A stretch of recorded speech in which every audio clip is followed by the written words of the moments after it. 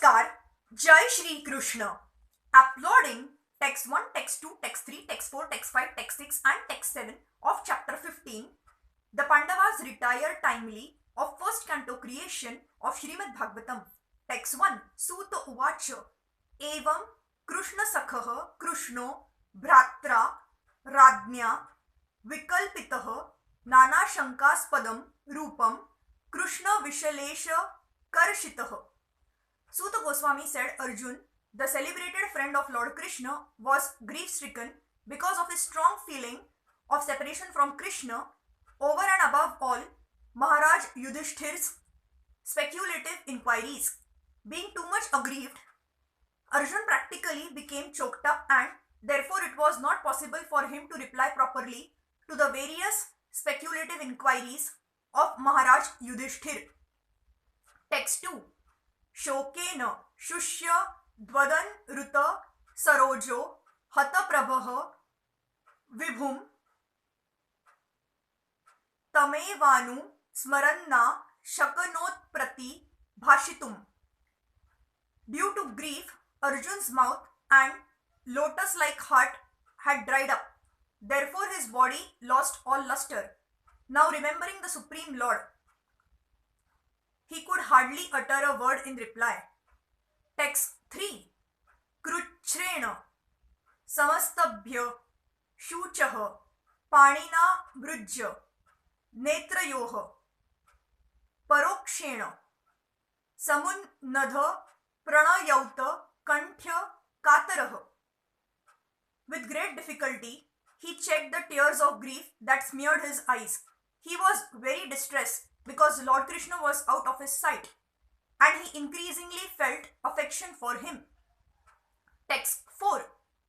Sakhyam Maitrim Saurudam Cha Sarthyadishu Samasmaran Drupam Grajmi Tyaha Bashpa Gadagadaya Gira. Remembering Lord Krishna's and his well-wishers, benefactions, intimate familial relations, and his chariot driving, Arjun, overwhelmed and breathing very heavily, began to speak. The Supreme Living Being is perfect in all relations with his pure devotee. Shri Arjun is one of the typical pure devotees of the Lord, reciprocating in the fraternal relationship, and the Lord's dealings with Arjun are displays of friendship of the highest perfect order. He was not only a well-wisher of Arjun but actually a benefactor, and to make it still more perfect, the Lord tied him into a family relationship by arranging Subhadra's marriage with him. And above all, the Lord agreed to become a chariot driver of Arjun in order to protect his friend from warfare risks, and the Lord became actually happy when he established the Pandavas to rule over the world. Arjun remembered all this one after another, and thus he became overwhelmed with such thoughts. Text 5. Arjuna Uvacha Vanchito Aham Maharaja Harina Bandhu Rupina Yena Me Aparutam Tejo Deva Visma Panam Mahata. Arjun said, O King, the Supreme Personality of Godhead, Hari, who treated me exactly like an intimate friend, has left me alone. Thus my astounding power, which astonished even the demigods, is no longer with me. In the Bhagavad Gita 10.41, the Lord says, anyone specifically powerful and opulent in wealth, strength, beauty, knowledge, and all that is materially desirable is to be considered but a product of an insignificant portion of the complete whole of my energy. No one, therefore, can be independently powerful in any measure without being endowed by the Lord. When the Lord descended on the earth along with his eternal, everlasting associates, the Lord not only displays the divine energy possessed by himself, but also empowers his associate devotees with the required energy to execute his mission of incarnation. It is also stated in Bhagavad Gita 4.5 that The Lord and his eternal associates descend on the earth many times, but the Lord remembers all the different roles of incarnations, whereas the associates, by his supreme will, forget them. Similarly, the Lord takes away with him all his associates when he disappears from the earth. The power and energy which were bestowed upon Arjun was required for fulfillment of the mission of the Lord, but when his mission was fulfilled, the emergency powers were withdrawn from Arjun because the astounding powers of Arjun, which were astonishing even for the denizens of heaven, were no longer required, and they were not meant for going back home, back to Godhead. If endowment of powers and withdrawal of powers by the Lord are possible even for a great devotee like Arjun, or even the demigods in heaven, then what to speak of the ordinary living beings who are but figs compared to such great souls? The lesson is therefore that no one should be puffed up for his powers borrowed from the Lord. The sane man should rather feel obliged to the Lord for such benefactions and must utilize such power for the service of the Lord. Such power can be withdrawn at any time by the Lord. So the best use of such power and opulence is to engage them in the service of the Lord. Text 6. Yasya kshana viyogena loko haya priya darshanah ukthena rahito hayesha mrutakah prochate yatha. I have just lost him, whose separation for a moment would render all the universes unfavorable and void, their bodies without life. Factually, for a living being, there is no one dearer than the Lord. The Lord expands himself by innumerable parts and parcels as Swamsha and Vibhinamsha.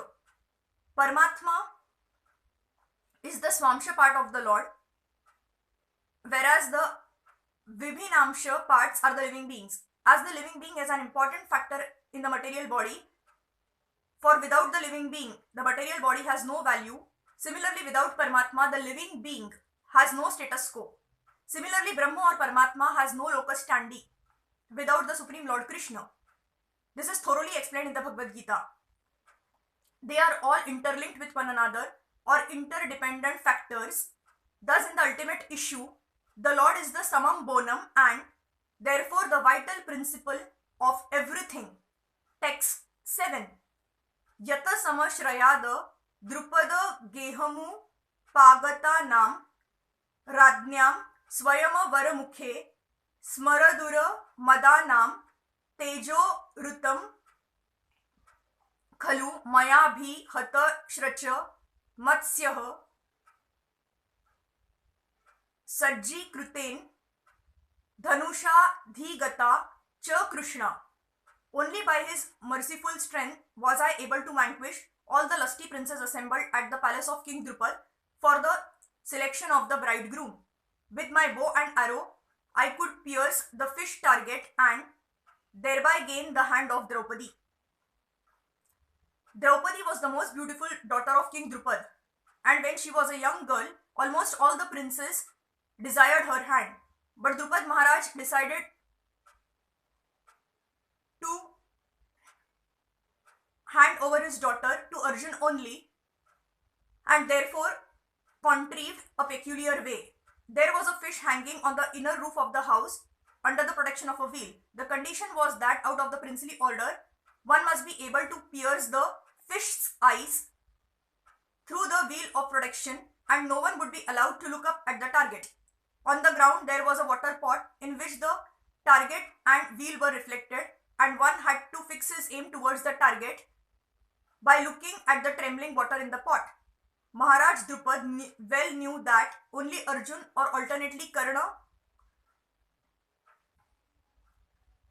could successfully carry out the plan. But still he wanted to hand his daughter to Arjun. And in the assembly of the princely order, when Drishtadyumna, the brother of Draupadi, introduced all the princes to his grown-up sister, Karna was also present in the game. But Draupadi tactfully avoided Karna as the rival of Arjun and she expressed her desires through her brother Drishtadyumna that she was unable to accept anyone who was less than a Kshatriya. The Vaishyas and the Shudras are less important than the Kshatriyas. Karna was known as the son of a carpenter of Shudra, so Draupadi avoided Karna by this plea. When Arjun, in the dress of a poor Brahman, pierced the difficult target, everyone was astonished, and all of them, especially Karna, offered a stiff fight to Arjun. But as usual, by the grace of Lord Krishna, he was able to emerge very successful in the princely fight and thus gain the valuable hand of Krishna or Draupadi. Arjun was lamentingly remembering the incident in the absence of the Lord, by whose strength only he was so powerful. Thank you.